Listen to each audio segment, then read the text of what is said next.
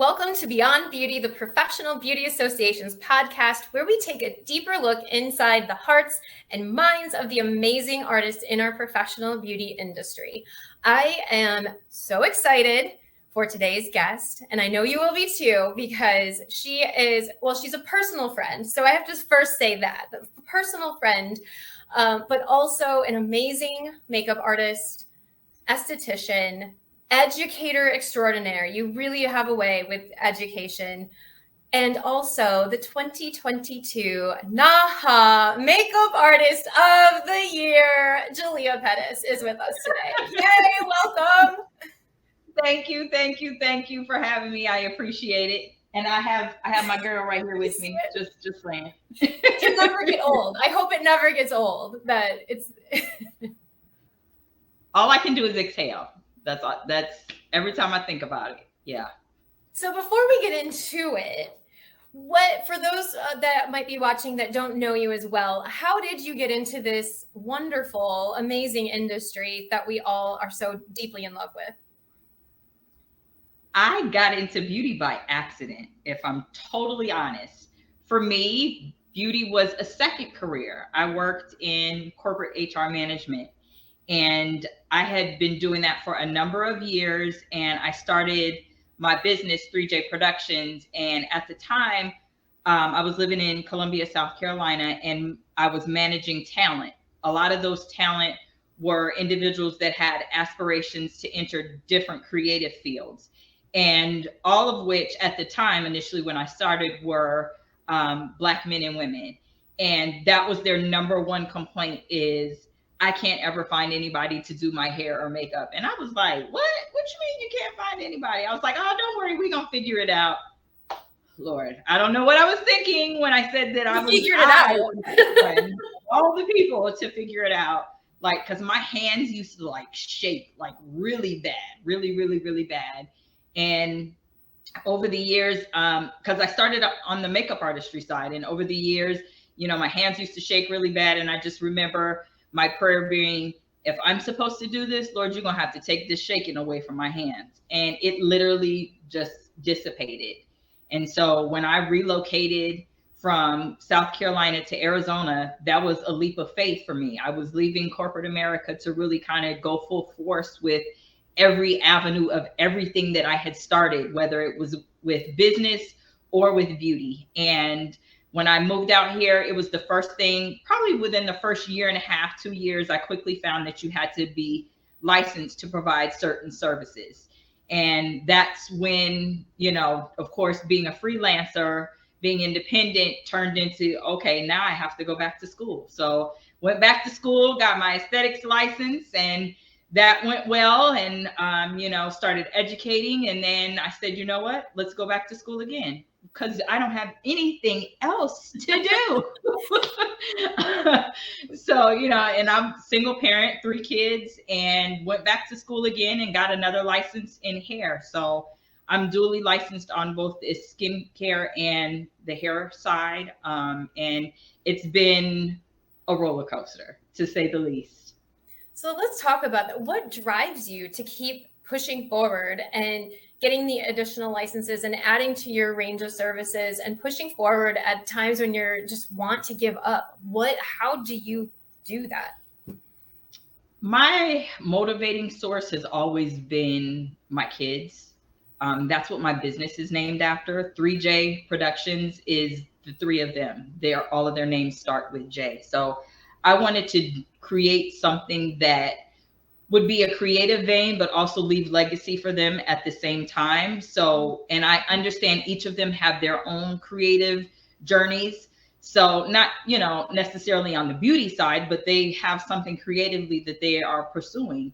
So I wanted there to be a hub. I wanted there to be something that they could say, okay, this is what the business is attached to. This is the name. I had everything is all in place.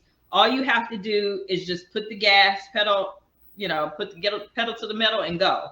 So that was my motivating force. But just for me in general, I've always kind of been a go-getter. I've never been lazy.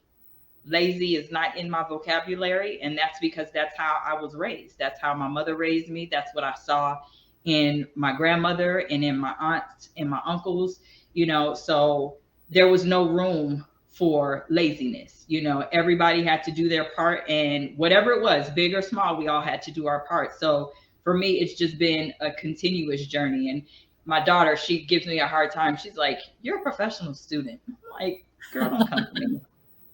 You need to become a professional student." Well, and I feel like in the years that I've gotten a chance to know you, you see a need, or, there's a void that needs to be filled. And like you said, you just do it. And we've had that conversation before about you have an idea, and then it's not just an idea for long because you actually do it. So one of those is the Pigmented Panel. And I would love for you to talk about the Pigmented Panel because it really does go beyond beauty. It does. And I think about everything that I went through while I was in corporate America. And if I was to tell some of those stories, and I was the HR manager. So to have those experiences, and I'm the HR person, who do you go to when you are the HR person? So I've had a lot of experiences, one being a woman, one being a woman of color, and because of my age, and then I was looked at funny because I was a single parent, and then I was looked at funny. I'll never forget. I got this tattoo on my wrist when I was working in corporate America, and the sky was falling. Okay. And the reprimand that I received, I was like, this man think he my daddy. It was just, I've had so many experiences. So the Pigmented Panel was really to shed a light on some of the experiences that we as people of color, and I say people of color because it's all inclusive. It's not just African Americans, although that's what you see most of the time on our panel. That's only because I'm still forging relationships. But people of color, Asian, Native American, Hispanic, Latino, like all Pacific Islander, all of us are having different experiences. And we can kind of shed a light on the things that we have seen and experienced as obstacles, but not just as obstacles, but things that we have overcome. Because for me, I don't like to talk about a problem if I don't have a solution. I'm not getting ready to dog you out because you've done X, Y, and Z. Like, let me come to the table with a solution as to how we can move this forward.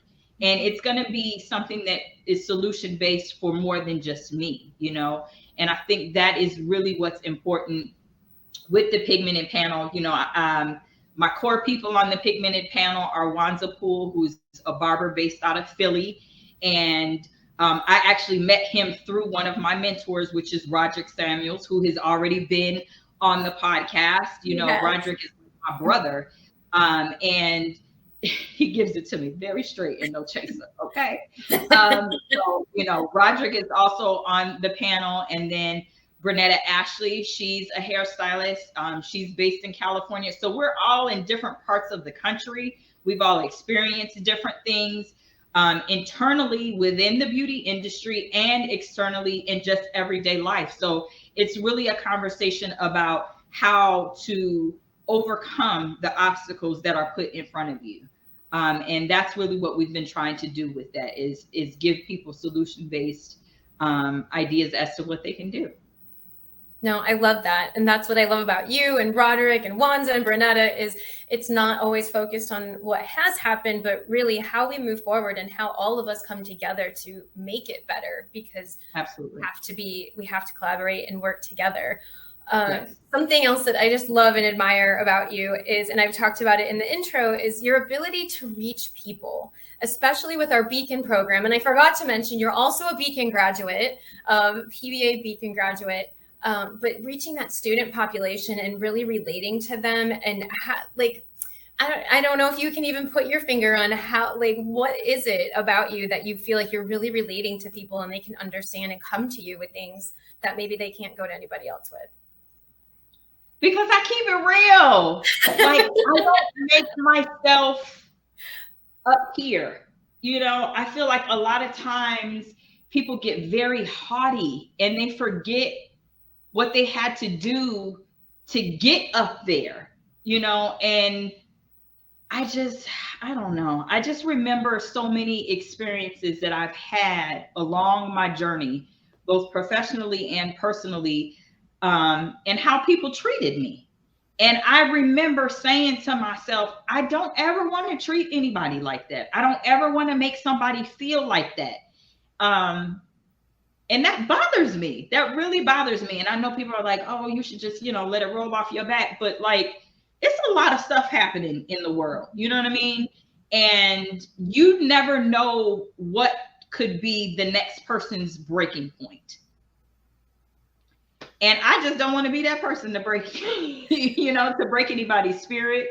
Even if I'm only reaching one individual, I feel like I'm doing what I need to do. So yes, I'm thankful that, I have an educator platform now, but I also made it very clear that that's what I was going to do. I remember sitting in the Beacon audience in the back of the class on the right hand side. I will never forget.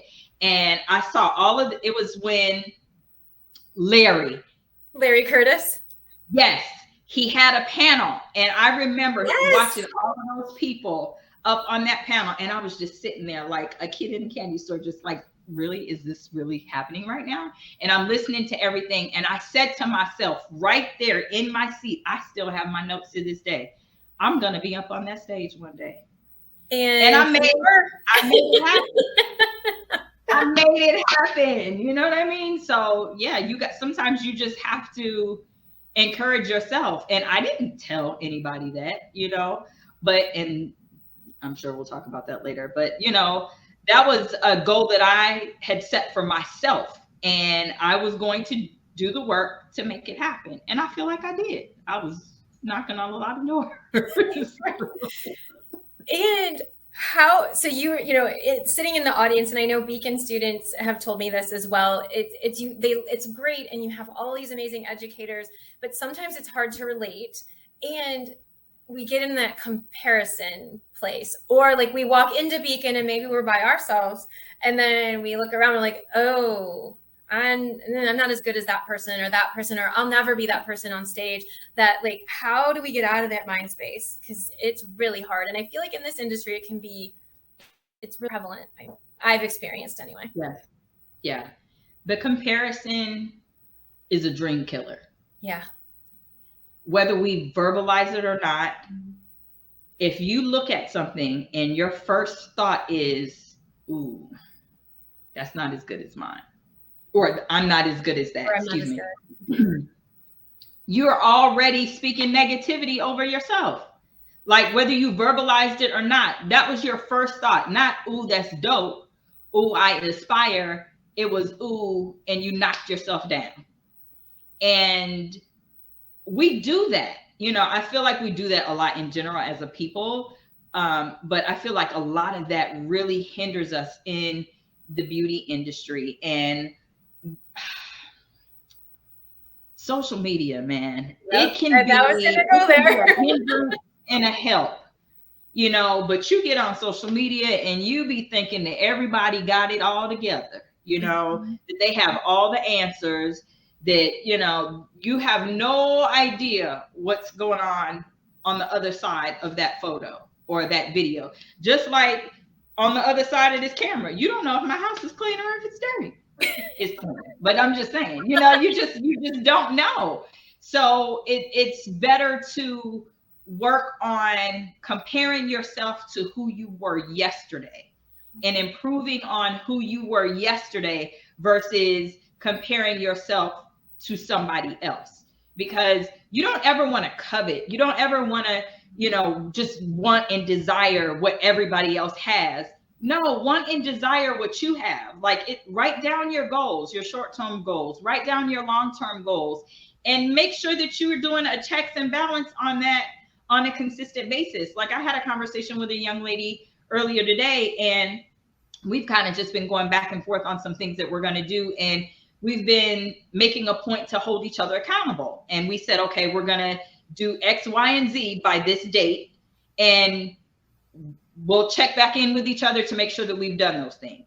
And that's just, making sure that you're doing it. And I'm not comparing myself to her. She's not comparing herself to me, but we're holding each other accountable and we're cheerleading each other. And sometimes that's the part that we forget to do. We really truly need to be cheerleading each other instead of being so catty.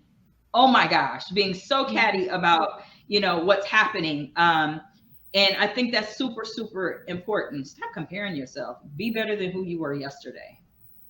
And how do you find that support system? Because that can be hard to find too. Like to surround yourself with people who truly support you. I know we were talking before we started recording that sometimes you surround yourself with people and realize, oh, that might not have been the best support system for me either. And I need to find the right people to support me. You know what? It's trial by fire sometimes. Sometimes it's trial by fire. You know, sometimes, you know, you're having to kind of talk yourself through or talk yourself up to getting the nerve to introduce yourself to somebody. And then when you introduce yourself, it can go one of two ways. They can respond very fondly and be, you know, engaged in the conversation, or they can kind of just look at you like your breath stink. And then you're looking like, okay, I'm good. I don't want to continue this conversation anymore. And that lets you know that that's not your person. Keep it pushing. But if you're able to find commonality and see that you're able to engage in some conversation, then see where it goes. Or it might not even be a full conversation. It might just be, you know what, I can't right now, but let me follow back up with you. At least the door is cracked, you know, but you have to make an effort. And, you know, again, we talk about social media, but sometimes it's not contacting people on social media. You know, maybe email them, maybe call them.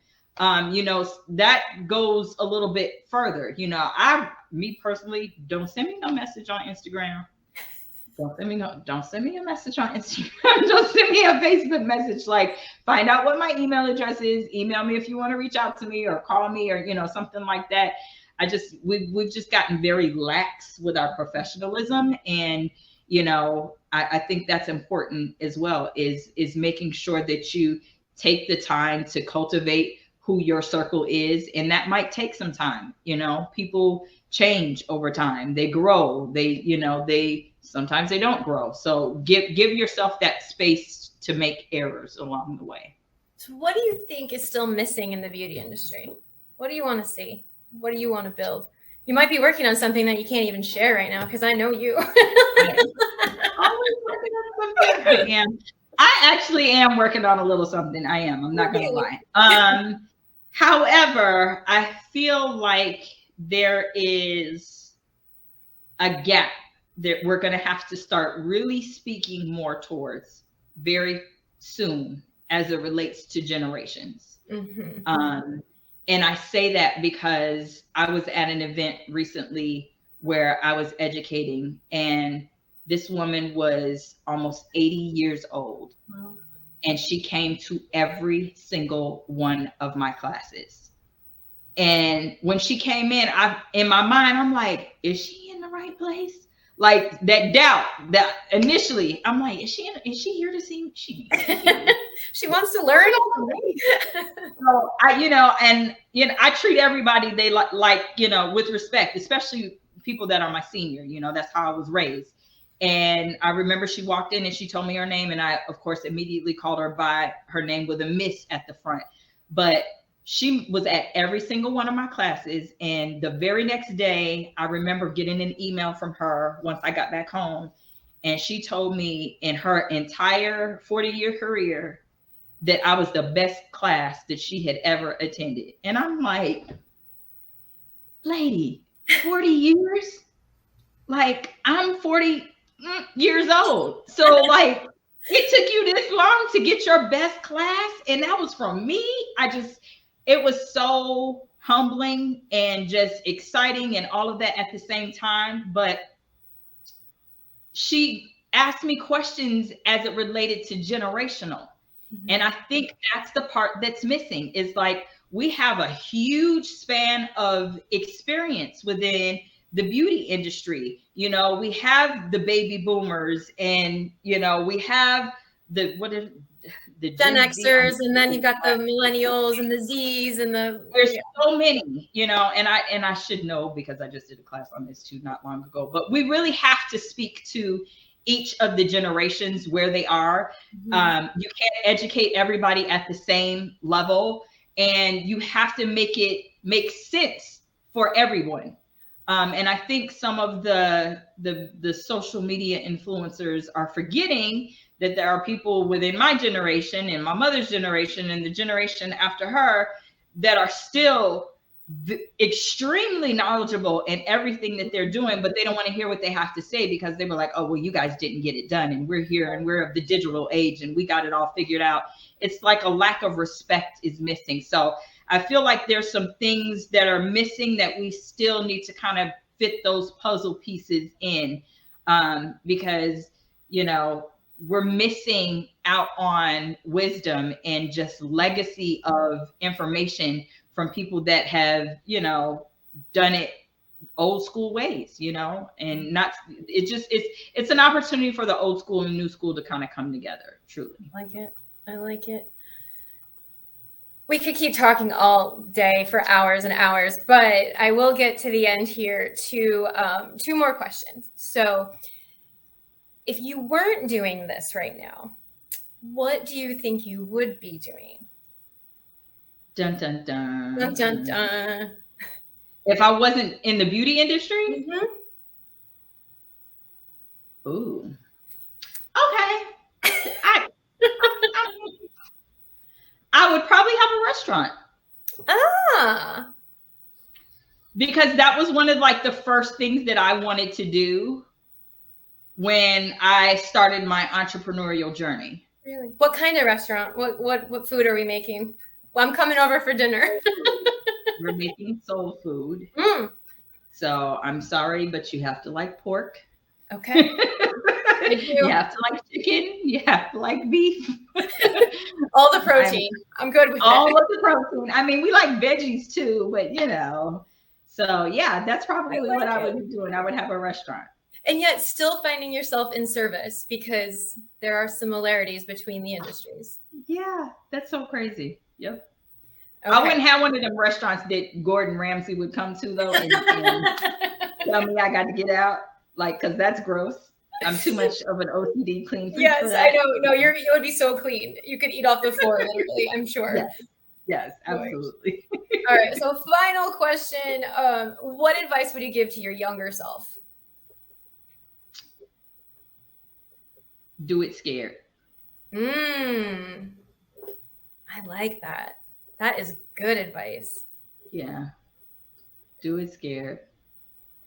I wasted you know what? I can't even say that because God's timing is so perfect. Right. But I could have done so many other things if I would have known what I know now. But you know, we all go through those trials, but I think, you know, making sure that you have faith over fear in any situation is going to be so important, because that fear oftentimes holds us back. So do it scared. Oh, I love that. I love it. It speaks to me too for so many levels. So appreciate that. So, well, I appreciate you. Thank you so much. Where can everyone find you? And we'll post it obviously too in the chat part, but where can we find you? And don't DM her, by the way. Find her email. Right. Now that I've said that. Yeah, you can follow me on social media, but don't send me no DMs, no slide into the DMs. Just saying. But JaliaPettis.com. But I do my social media, Instagram, Jalia DP. I have business Facebook. I have Twitter. I have LinkedIn. I have YouTube. I have all of the, and I have a TikTok-y. Girl, I'm trying to get. I know, right? What are we doing? Oh my God. That's awesome. Just Google my name. You'll find me. You'll find her. You'll find her. Well, thank you again for making the time for us today and for being such an amazing educator and partner with PBA and caring so much about the future of the industry and working with us to elevate, unite, and serve. So thank you. Thank you. Can't wait to see you again soon.